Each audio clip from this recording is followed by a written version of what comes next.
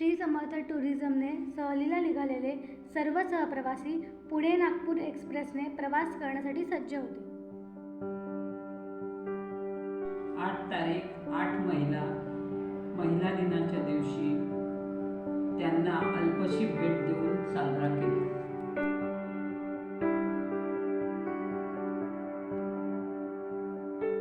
वर्धा स्टेशनला एक महिला हातगाडीने सामानाची ने-आण करते. याचा आम्हाला खूप अभिमान वाटला. पवनार आश्रम वर्धा यहाँ के दर्शनीय स्थान, पूजनीय विनोबा जी का निवास स्थान व समाधि। यहाँ के प्रांगण में जमीन खोदते हुए विनोबा जी को 1500 वर्ष पूर्व बाकाटक काल की मूर्तियाँ प्राप्त हुई जो यहाँ लगी हुई है। भरत राम मंदिर, इस मंदिर में भरत राम मिलन की मूर्ति है। 1932 में गीता पर प्रवचन करते हुए विनोबा जी ने भरत राम के मिलन का वर्णन किया है। यहाँ 1938 में जमीन खोदते हुए प्रथम मूर्ति प्राप्त हुई। गंगा मूर्ति मंदिर के पीछे दीवार में लगी हुई है। विष्णु मूर्ति काले पाषाण से बनी हुई है। जिथे जाऊन आलो तर तिथे मी माणसातला देव बघतो आणि माणसातला देव बघायला कोणालाही परत परत बघायला नक्कीच आवडेल. त्यातून मुलांना काहीतरी चांगलं शिकवता येईल म्हणून मी मुलांना 8 दिवस सुट्टी दिली. असं नाही की त्यांना घरात खेळायला सांगितलं, अभ्यास पण खूप दिलाय, पण ॲटलिस्ट त्यांना अजून काहीतरी एज्युकेशनल शिकवता येईल जे मी तिकडे बघू नये म्हणून मी सुट्टी दिली आणि मला परत जायचं तिकडे.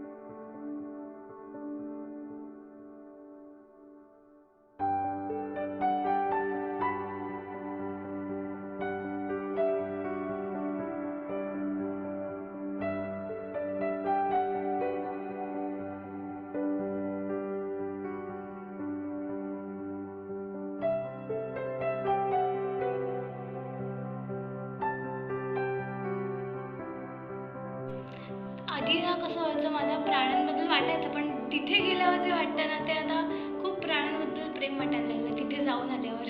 नाही, पण तुझी अशी इच्छा होती की तुला हात वगैरे लावायचा होता, मग त्याबद्दल तू काय सांगशील? नाही लावून दिलं, लावायचा होता पण आता काय त्यांचे रूल्स आहेत म्हटलं आपण काय करू शकत नाही. आणि ताडोबाबद्दल काय सांगशील? ताडोबामध्ये वाघ बघायचा होता पण वाघ नाही बघता आला. अच्छा, म्हणजे वाघ आलाच नाही आपल्याला बघायला.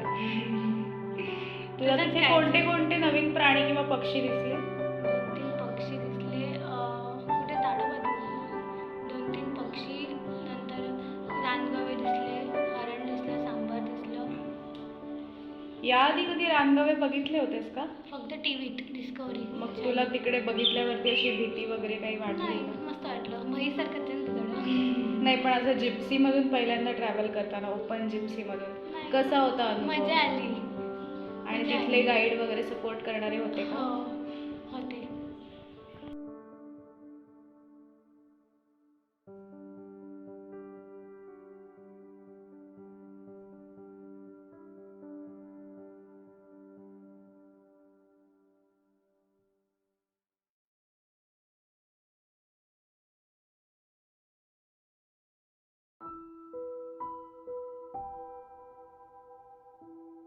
ताई, तू काल आम्हाला जे प्रोजेक्ट सांगितलेस किंवा ॲक्टिव्हिटी सांगितलीस तर ते तुला इथेच करावेसे का वाटले? मी विचार करत होते आणि खूप आधी मी ॲक्च्युली विकास भाऊ आणि शीतलताई आणि कौस्तुभदादा रिहॅबिलिटेशन अजून लेप्रेसी पेशंट्सचं होत नाही. सेल्फ कॉन्फिडन्स दिलेला आहे कारण इथे ते एवढं काम करतात, पण त्यांना परत समाजात रिहॅबिलिटेट करणं हे अजून काम व्हायचं आहे.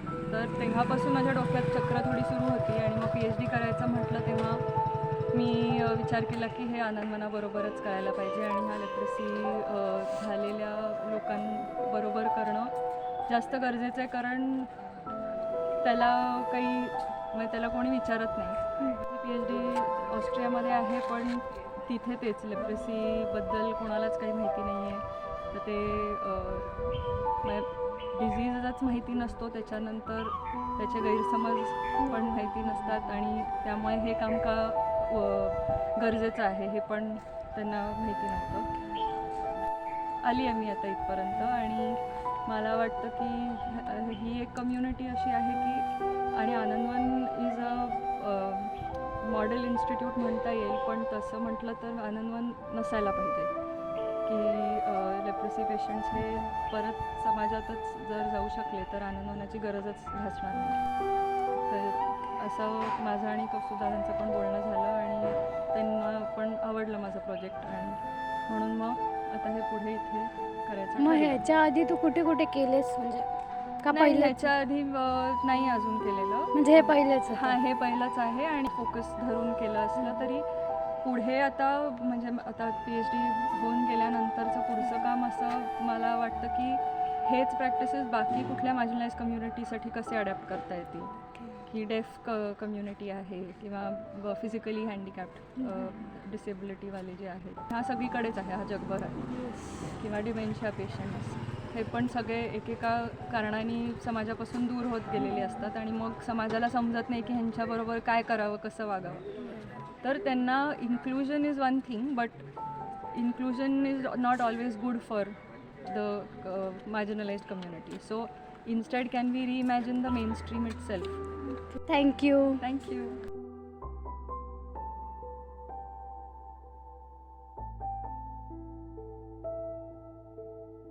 श्रीपाद पद्माकर पाळंदे, रोह्याला राहतो. अच्छा, तुम्ही आनंदवनाला बरेच वेळा येऊन गेलात, पण ॲक्टिव्हिटीज ह्या आत्ता तुम्हाला नवीन होत्या असं मला वाटतं. तर काल आपण जी पोस्टकार्ड प्रोसेस केली तर त्याच्यात मी तुम्हाला पोस्टकार्ड चूज करायला सांगितलं आणि ते वाचून त्याला एक त्याच्या मागे तुम्ही रिस्पॉन्स लिहावा अशी इच्छा होती. तर ह्या एक्सपिरियन्सबद्दल तो थोडंसं सांगता का? हो, खूप वेळा मी नाही आलो, मी 4च वेळा आलो. अच्छा.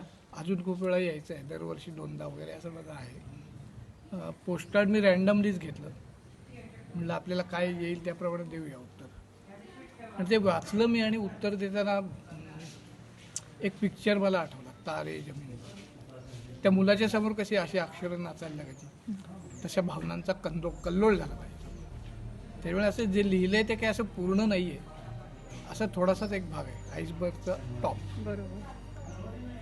पण ते लिहायला कितपत अवघड किंवा सोपं गेलं? अवघड नाही, सुचत गेलं, पण मग लिहायला जागा आणि स्पीड मॅच नाही झाला. म्हणजे डोक्यातले विचार आणि हाताचा स्पीड हे मॅच नाही झालं, त्यामुळे ते तेवढंच लिहावं लागलं. मग पोस्टकार्डच्या ऐवजी पत्र फॉर्मॅट असतं तर बरं पडलं असतं का? आणि वेळ असता अजून तर. अच्छा.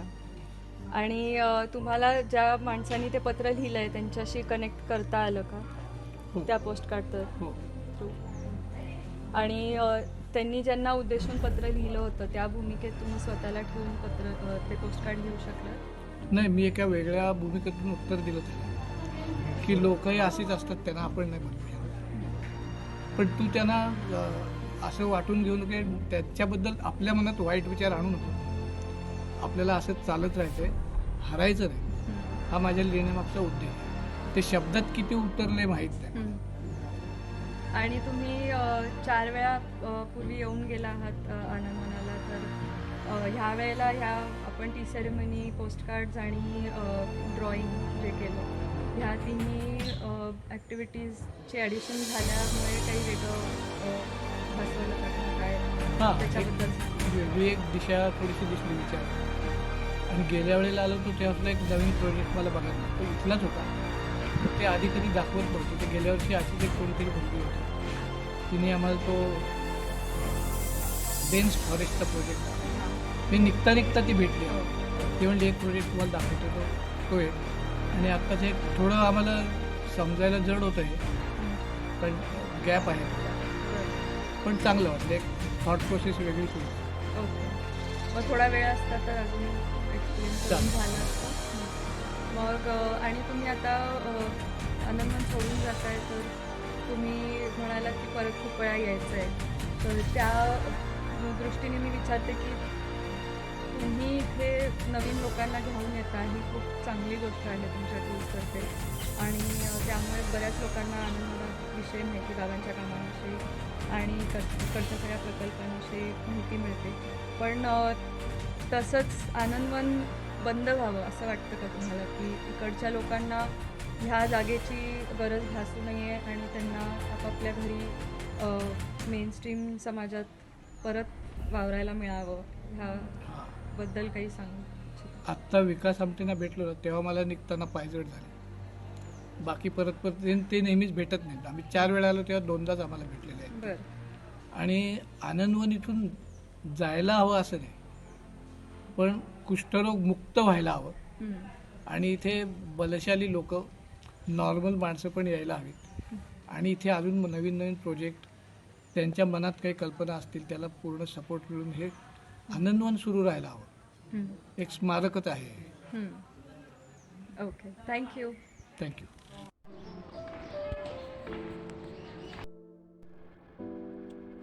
डॉक्टर हेडगेवार यांच्या जन्मस्थानीची त्यांनी वापरलेली पुस्तके अजूनही जतन करून ठेवली आहेत.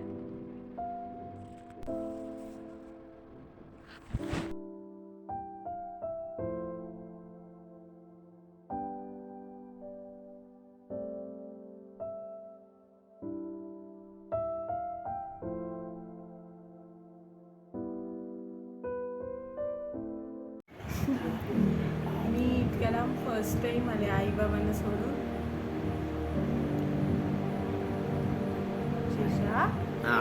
अरे आपण जे आता हेमलकसा, ताडोबा, आनंदवन, सोमनाथ इथे जाऊन आलो, तर तुम्हाला कसं वाटलं? म्हणजे ट्रिप उत्कृष्ट नियोजन आणि आपुलकीपणा, यावेळी उत्तम ट्रिप झाली. खेळीमेळीच्या वातावरणात पार पडली.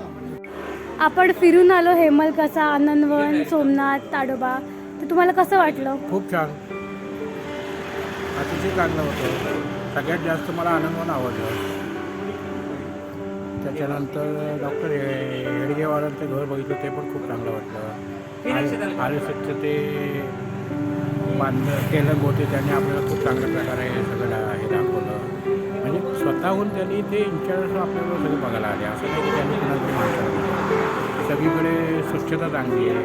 वर्ध्याच्या साईडला लोकांची भाषण, म्हणजे भाषा पण आपल्याला मिळती होती. असं काही हे काढत वगैरे बोलत नाही आहेत. सगळ्या गोष्टी म्हणजे आनंदवन, हेमलकसाला त्यांचं असलेलं चहा, नाश्ता आणि जेवणाचं टायमिंग ते पण खूप आवडलं. रूम सगळीकडे सगळ्या चांगल्या होत्या, त्यामुळे खूप मजा आली. दोन्ही इव्हन आपल्या गाडीचा जो ड्रायव्हर होते, ड्रायव्हर होता तो पण चांगला होता. तर काही गाडीवाले नुसतेच घाई करतात किंवा सामान फेकून देतात वगैरे, असं नव्हते. ते ऑल वेअर कॉपरेटिव्ह, त्यामुळे खूप मजा आली.